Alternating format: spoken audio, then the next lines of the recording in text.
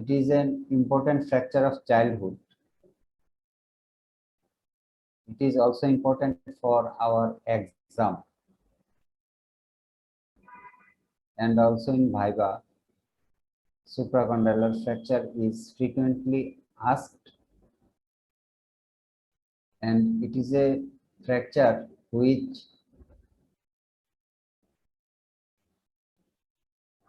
produces complications, that is, the complication is suffered for lifelong. That is why it is important to manage this fracture Recording in accurately. progress.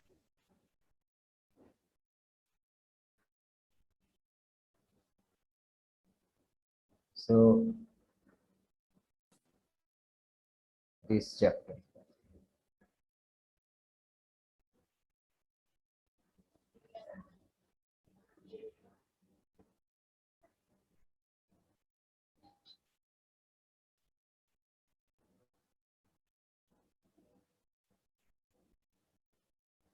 Slide change হচ্ছে? জি sir.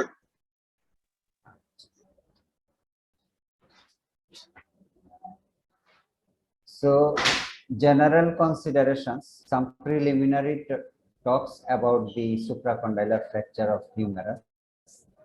It is in children. That is, it is a childhood fracture. Mainly it is a childhood fracture.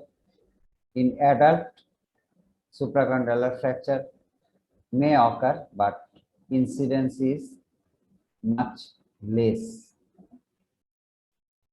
It is the second most common fracture in children.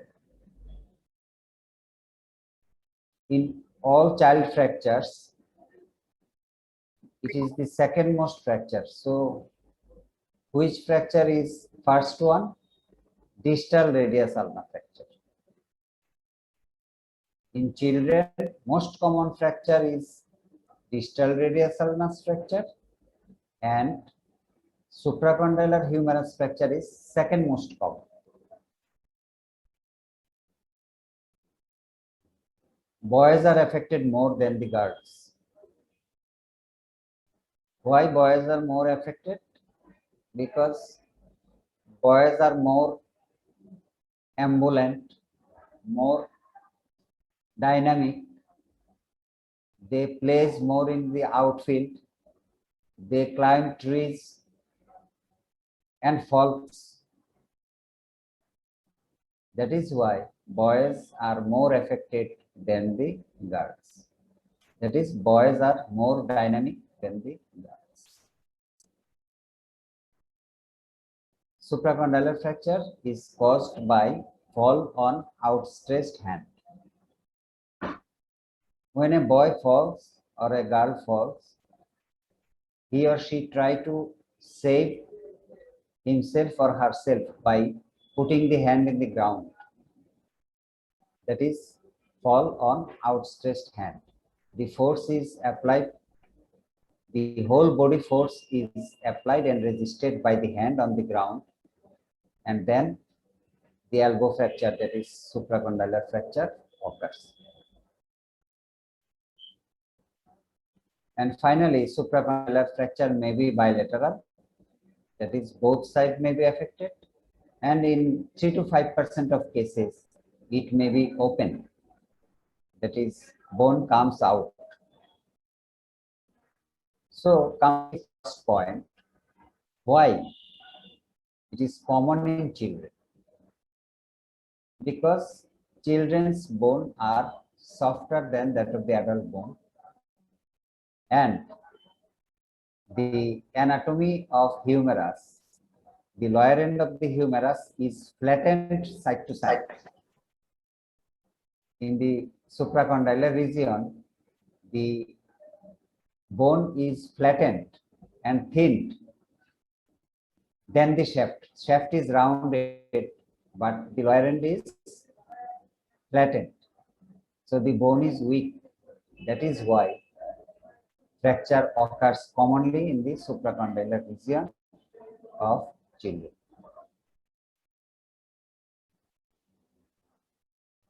Now, come to the types of supracondylar fracture, that is classification of supracondylar fracture. Let us draw diagram of classification.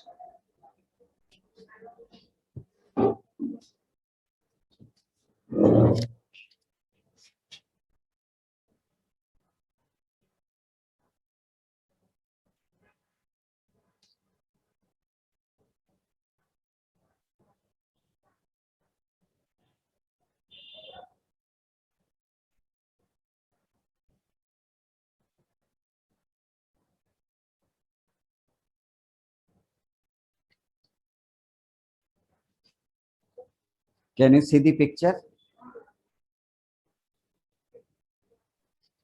Ji sir.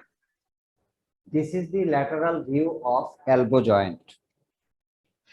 Lateral view of elbow joint in X-ray. Humerus, ulna, and radius. Normal.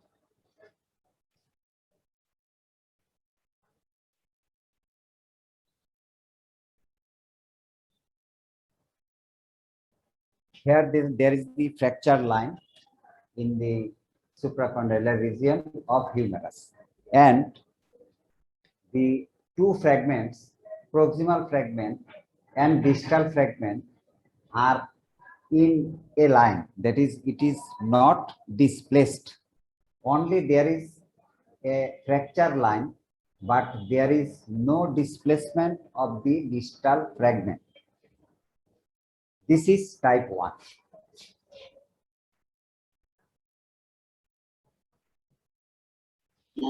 That is undisplaced fracture. Undisplaced supracondylar fracture is called type 1 fracture.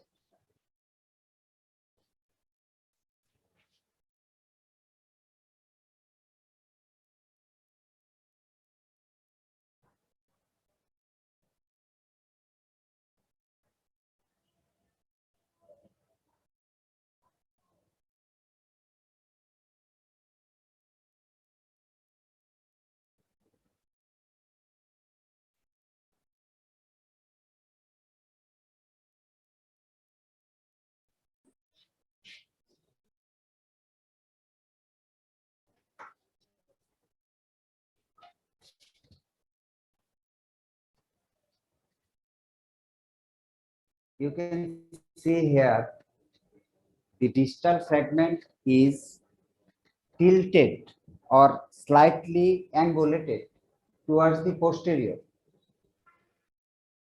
Anterior part of the fracture is open, is not open, it is not type open fracture. That is, the anterior cortex is wider due to displacement, but the posterior cortex is in line. Posterior cortex is not separated at all. So when the fracture is angulated, the anterior cortex open up and the posterior cortex is still in continuation, it is type 2 fracture. Type 2. You can see in this slide, the fracture is angulated but continuous posterior cortex. Posterior cortex is not yet separated. That is type 2.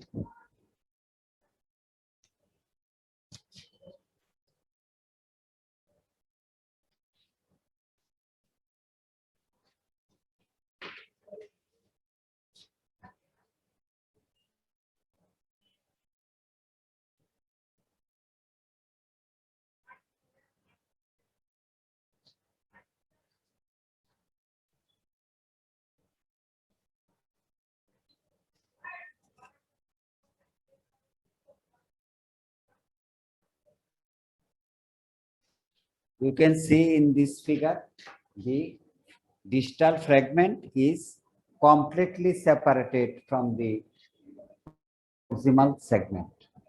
That is type 3.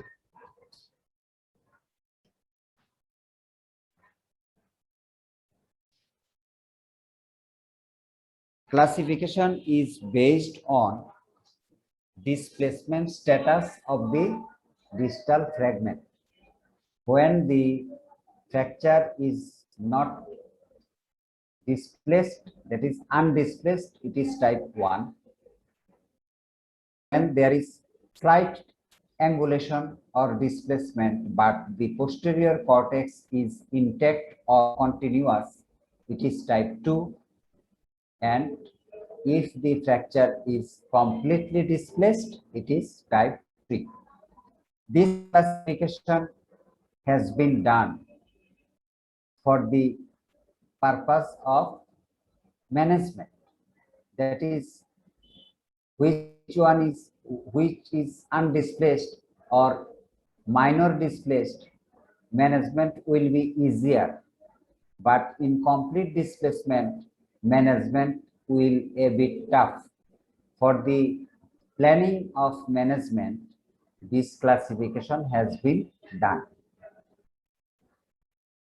Classification ta clear to?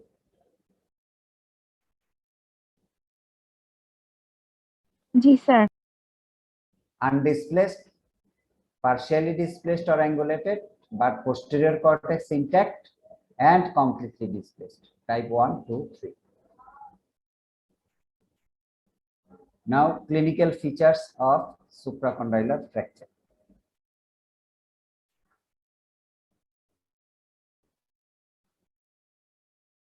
So, like all fractures, there should have a history of fall or history of trauma, then pain, swelling,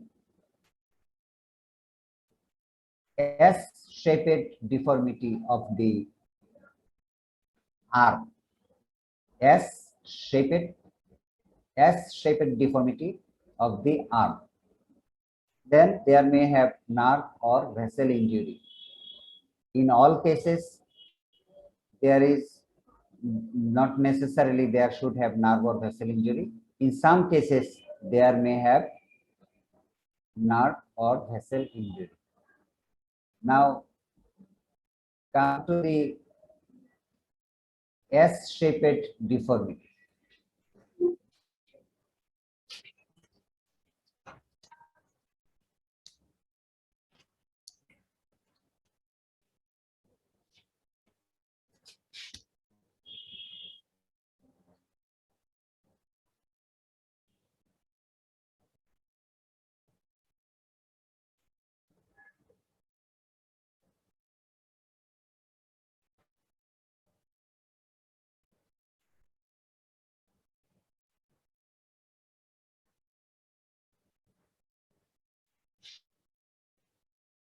As the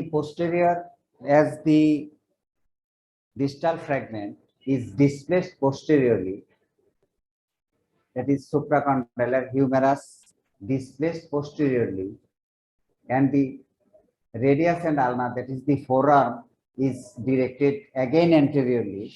So there is a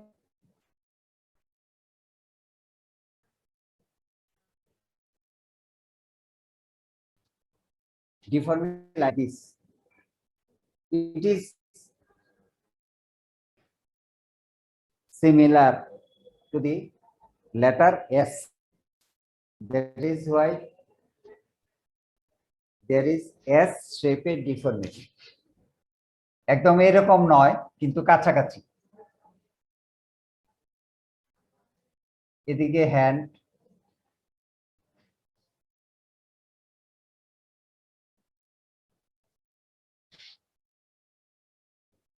as the dorsal displacement of distal fragment and the forearm is anteriorly, it is almost near about like the letter S. That is why it is called S-shaped deformity. Now, why there is swelling? Swelling is due to hemorrhage inside, hematoma. When there is supracondylar fracture, bone, there is oozing of blood from the fracture site, and is swollen, severely swollen distal arm and elbow.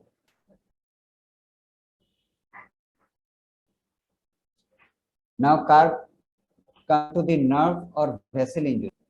Which vessel is injured here?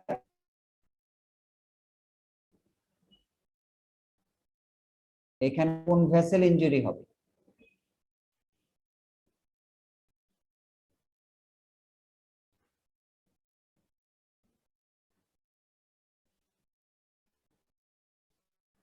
বলো কেউ।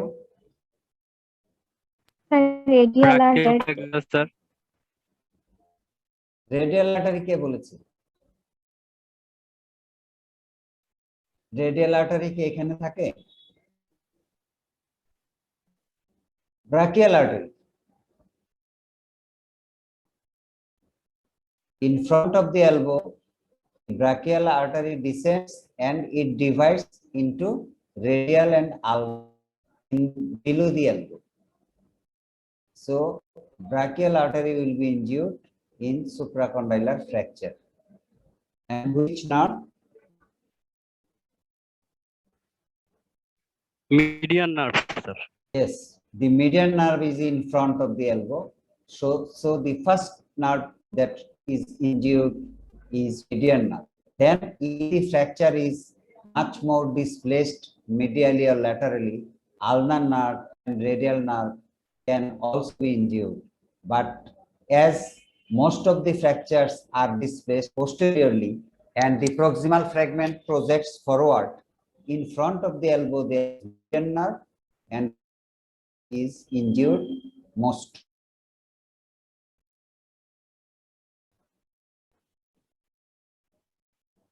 Now only one investigation is required to diagnose the supracondylar fracture.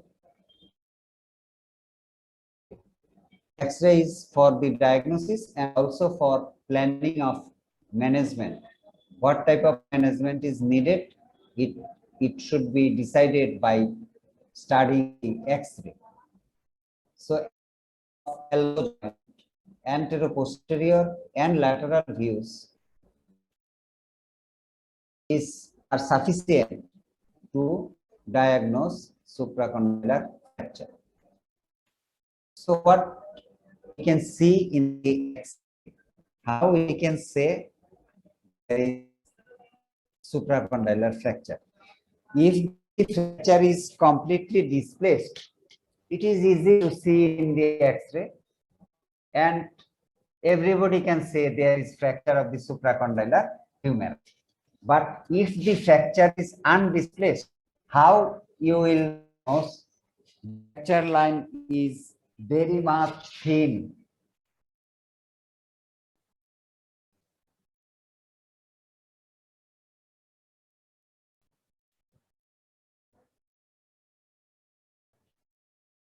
Say there is only the fracture line, there is no displacement. So sometimes the fracture can be missed, but the fat sign, the fat pad sign is the sign which is the hallmark of diagnosis of supracondylar fracture, which is undisplaced. In undisplaced fracture, fat pad sign present and that indicates the surgeon that there is supracondylar fracture. So what is fat pad sign? A triangular lucency in front of distal humerus seen in the lateral view of X-ray. A triangular lucency. Lucency মানে কি? What is lucency?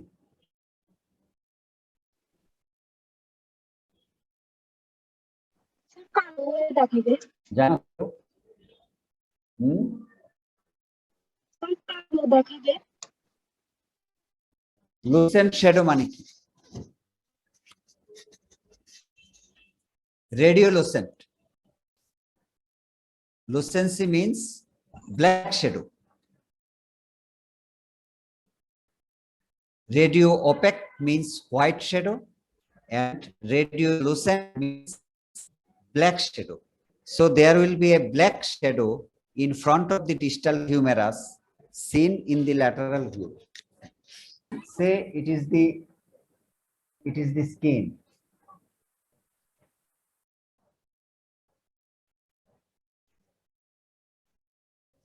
So when there is a linear fracture in the distal humerus, but not displaced, though it is not displaced, there is fracture and there will be some oozing of blood in the soft tissue. Oozing of blood in the soft tissue. So here will be oozing, there will be oozing. In posteriorly, that is not remarkable, but anteriorly there is much more bleeding as there is blood vessel present anteriorly. So here collection of blood. So blood is liquid and liquid looks like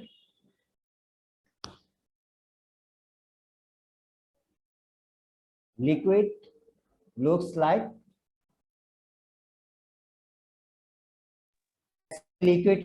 কিরকম দেখায় sir black no আমরা যে pleural effusion দেখি কিরকম দেখায় plural ক্যাভিটিতে fluid থাকলে সেটা সাদা হয় ওয়াটার সাদা দেখায় কিন্তু আমি তো বলছি রেডিওলুসেন্ট তাহলে কিভাবে হলো এটা because there is a pad of fat in front of the elbow in the coronoid fossa which saves the or which gives support to the neurovascular bundle just in front of the bone and below the neurovascular bundle there is a pad of fat which gives a cushion like activity to save the neurovascular bundle from any injury.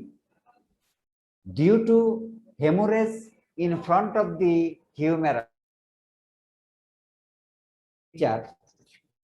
the fat pad here present is pushed forward. The fat pad is pushed forward.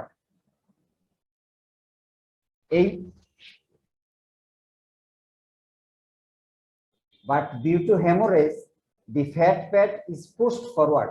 That fat pad is a lucent shadow, crescentic shadow, which is present in front of the distal humerus in case of undisplaced supracondylar fracture.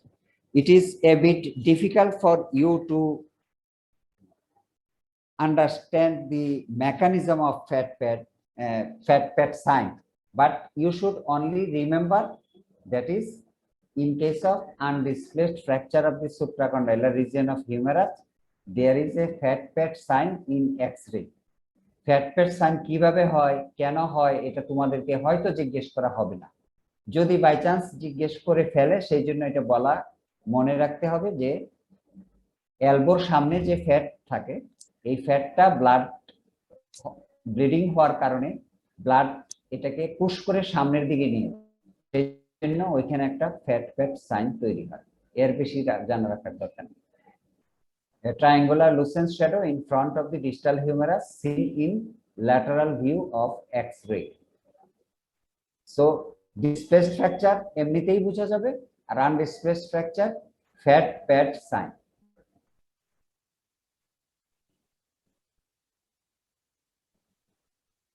Now, treatment of supracondylar fracture. In type 1 and 2 fracture, আমি যে আগে রাখলাম সেখানে খেয়াল করো তোমরা খাতায় যদি এঁকে থাকো type 1 and 2 fracture that is undisplaced and partially displaced fracture are managed or treated by closed reduction and immobilization by long arm back slab for 3 weeks. Closed reduction and immobilization. Closed reduction and immobilization by long arm back slab Now the question is, what is long arm? Long arm means from upper arm, starting from upper arm, back slab up to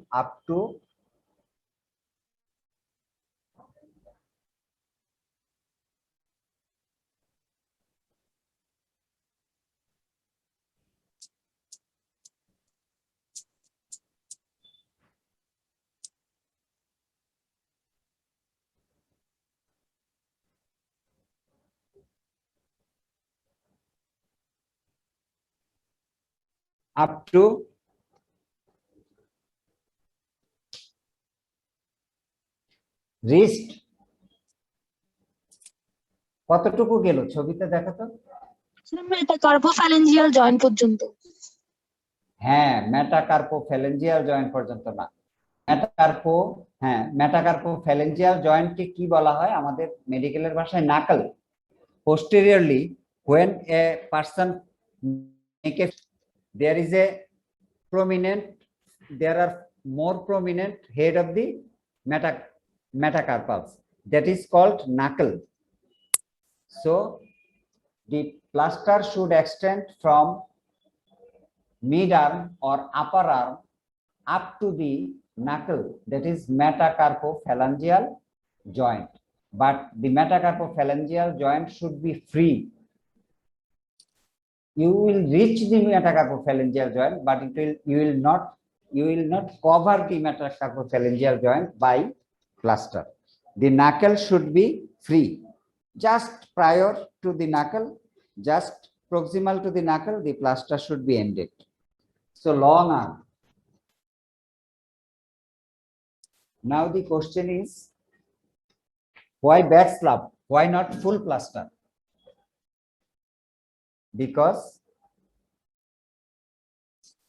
in full plaster there is no chance of accommodating swelling, which will undergo for 24 to 48 hours. That is the, after the fracture, the elbow will be swollen more for 48 hours. If we do full plaster, there will be no space in between the plaster, and the bandage will be so tight, and the hand or forearm will be painful. That is why we do not do full plaster. We give a back slab, that is partial circumference plaster.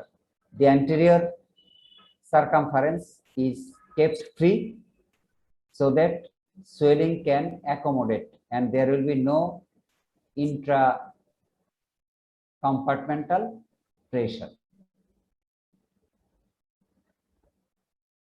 And type 3 management is always open reduction, because the distal fragment is grossly displaced. It is not possible to bring the displaced fracture accurately into the towards the proximal fragment. That is why we do open reduction. After open reduction, the two ends are reduced properly, and we fix it by pin. K-wire, we put K-wire in the fracture. We put K-wire like this. K-wire. K means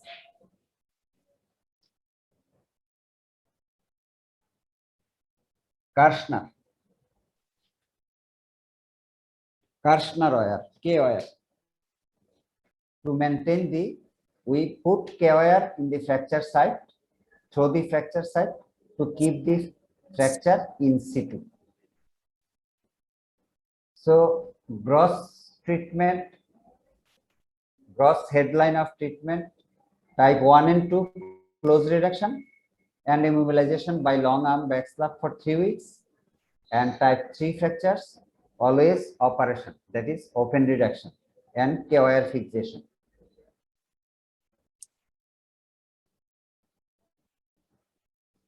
Now, what are the complications of supracondylar fracture? this portion is important for the Viva, because in your Viva examination question card, there is a question: what are the complications of supracondylar fracture? So these 6 points should be memorized for Viva examination.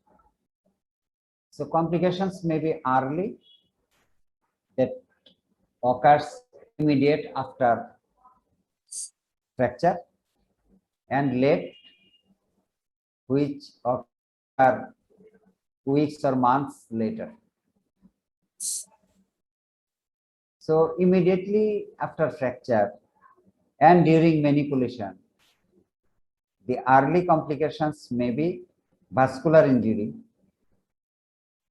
that is brachial artery injury. The artery may be injured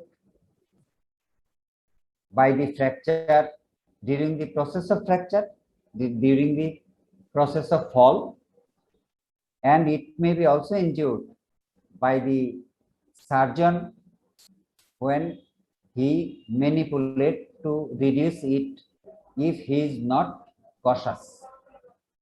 If the surgeon is not cautious, then he can also cause injury to the brachial artery by malhandling the patient.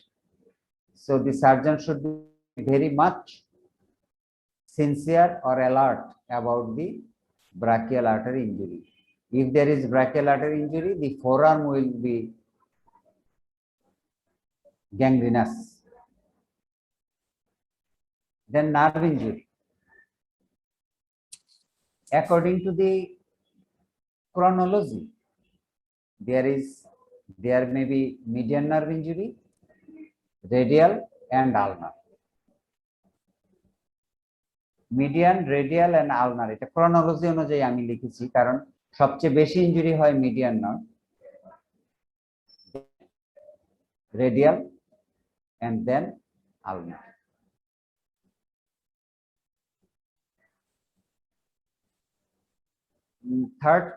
Third early complication is compartment syndrome. We will take a lecture on compartment syndrome later on, but in short, the compartment syndrome is rise of compartment or intercompartmental pressure in the forearm. So when there is supracondylar fracture, there is profuse hemorrhage inside and the elbow is very much swollen. That causes pressure over the neurovascular bundle of the forearm, and the forearm muscle will be damaged by the blockage of circulation and nerve supply. Usually, compartment syndrome is produced by the surgeon or the layman who handle the fracture in the village, that is Kobiras. They usually keep tight bandage to the elbow, and there is no space for occupying the swelling resulting from the fracture, and there is pressure over the brachial artery, and which causes cut off circulation to the forearm, and the forearm must undergo necrosis. আমরা এরকম বহু পাই যে কবিরাজ কোনোর এখানে লতা পাতা দিয়ে বেঁধিয়েছে, হাত ফুলে একদম পচন ধরে গিয়েছে, তারপর আমাদের কাছে এসেছে। এটা হচ্ছে compartment syndrome. Compartment syndrome usually produced by mismanagement. The fracture itself causes compartment syndrome very rare, but when there is fracture and the fracture is mismanaged by tight bandage around the elbow, compartment syndrome develop. It develop within days. First ডেতে যদি tight bandage দেয়, second ডেতেই compartment syndrome হয়ে যাবে। সেই জন্য এটা early গ্রুপের মধ্যে পড়েছে। Now the late complications of supracondylar fracture. As like any other fracture, if the fracture is neglected, not reduced properly or treated accordingly, there may be malunion, that is union in abnormal position of the fracture fragments, malunion. Then myositis ossificans, we discussed in our fracture complication class. Myositis ossificans is pathological calcification in the muscle in and around the fracture site.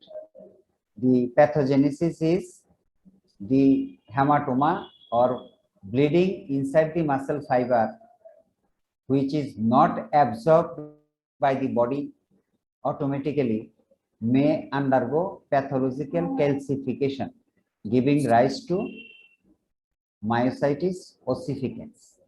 The muscle become calcified due to traumatic hemorrhage and become hard, that is myositis ossificans. The elbow may become stiff if the fracture is not treated properly and immobilization is done for prolonged period, exercise is not allowed, the elbow may become stiff. And if there is compartment syndrome in the early condition and it is treated, it will result in VIC. VIC means Bachmann's ischemic contracture. If the muscles of the forearm are damaged, they are replaced by fibrous tissue, and fibrous tissue contracts, pulling the fingers into flexion condition. The fingers are like this flexion condition, and the forearm muscles are fibrosed, that is called VIC. It is a late complication of compartment syndrome. If compartment syndrome develops earlier, in the later stage, it will result in VIC, Bachmann's ischemic contracture. So up to this much is about supracondylar fracture. If you have any question regarding this chapter, you can ask without any hesitation.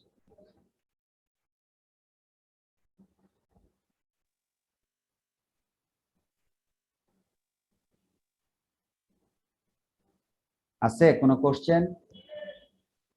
Sir sir আমরা যে close reduction এবং open reduction করি ওই সময় কি sir anaesthesia দেওয়া লাগবে? অবশ্যই, এটা তো আমরা ফ্র্যাকচারের মূল হেডলাইনেই বলে রেখেছি। আমরা ফ্র্যাকচার যখন ম্যানেজমেন্ট করেছি যে any reduction should be done under appropriate anaesthesia, whether it is general or local or regional. Anaesthesia ছাড়া কোনো কাজই করা যাবে না। জি স্যার, থ্যাংক ইউ স্যার। আমরা এখন প্রতিটা ফ্র্যাকচারের ম্যানেজমেন্ট করার সময় বারবার অ্যানাস্থেসিয়া বলবো না তো, কারণ আমরা তো অ্যানাস্থেসিয়া প্রথমেই বলে নিয়েছি ফ্র্যাকচার প্রিলিমিনারি ক্লাসগুলোতে।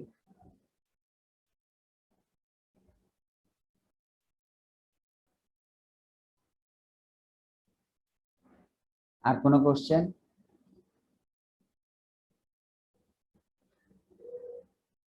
আমাদের স্লাইড কিন্তু শেষ, কোশ্চেন থাকলে বলতে পারো।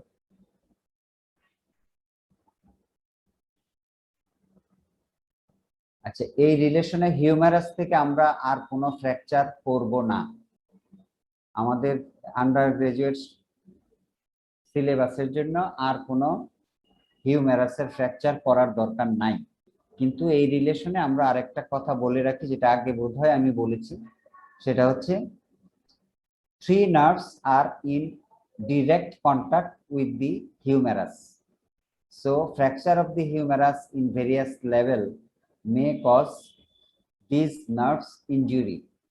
These 3 nerves which are in direct contact with the humerus are from above axillary nerve in the surgical neck of the humerus, radial nerve in the mid shaft of humerus in the radial group posteriorly, and ulnar nerve which is in direct relation with the posterior surface of the medial epicondyle. These 3 nerves in 3 places are in direct contact with the bone. So fracture in and around these parts will cause injury to these nerves. It is also important for the exam purpose. এটা মনে রাখতে হবে, এটা রিটেনেও আসে, ভাইভাতে তো আমরা ধরি। কি এটা বলা হয়েছিল? স্যার আরেকবার বলেন স্যার। না, আমি আরেকবার বলছি, কিন্তু আমি কি এই পয়েন্টটা এর আগের কোন ক্লাসে বলেছি? না স্যার, বলেননি। জি স্যার, আমি বলেছি, আপনারা খুব সহজে ভুলে যান। এই ফ্র্যাকচার কমপ্লিকেশনের নার্ভ ইনজুরি যখন আসছে তখনই এক্সাম্পল হিসেবে এই 3টা নার্ভের কথা বলা হয়েছে। যাই হোক, in the surgical neck of humerus, axillary nerve is in direct contact along its medial surface. So fracture of the surgical neck of humerus will cause axillary nerve injury. And how you will understand whether axillary nerve has been injured or not? Which muscle supplied by axillary nerve?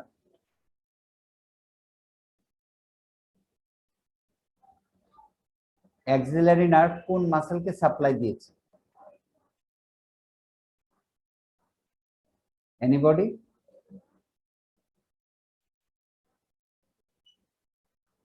Gluteus maximus. Yes sir.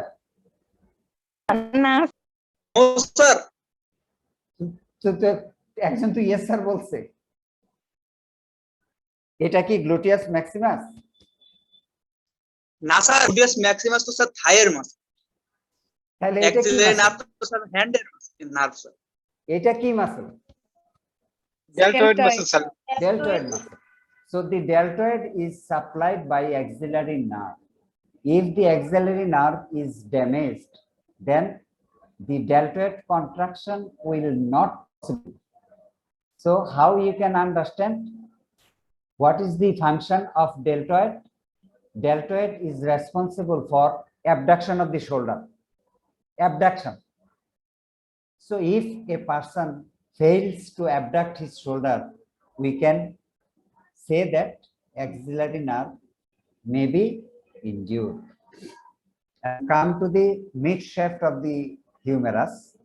The radial nerve is in contact with the mid shaft of humerus posteriorly. The site is called, there is a groove which is called radial groove. Anatomy মনে থাকতে হবে অর্থোপেডিশিয়ানদের জন্য। So if there is a mid shaft fracture, the radial nerve may be injured.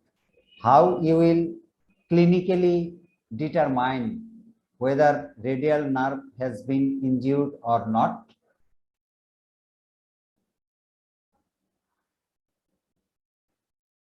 The radial nerve supplies the wrist extensors, the muscles of the dorsum of the forearm, wrist extensors. So if radial nerve is injured, the person will fail to dorsiflex his wrist. So the wrist will be dropped like this. So clinically, the radial nerve injury is diagnosed by wrist drop. The wrist will be dropped downward.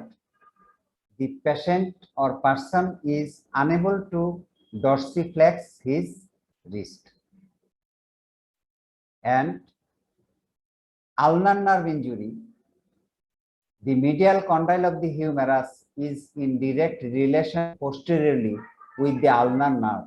We can feel the ulnar nerve behind the medial epicondyle of our humerus of our elbow.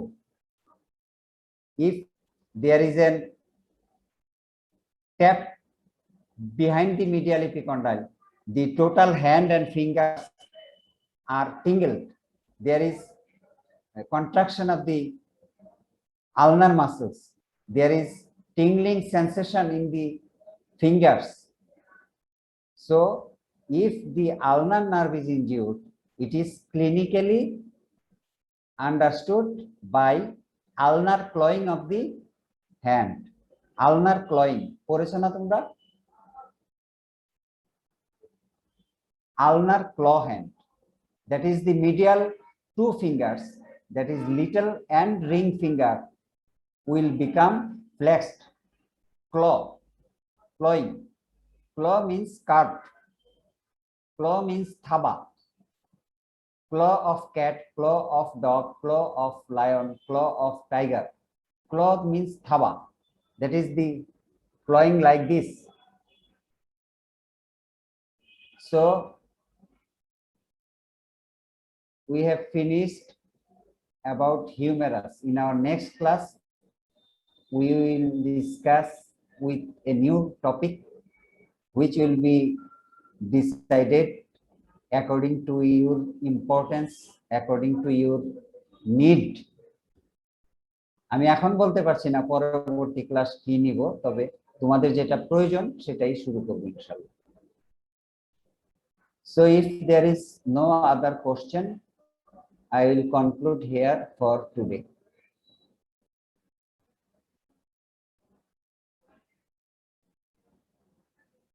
আর কোনো question নাই তো?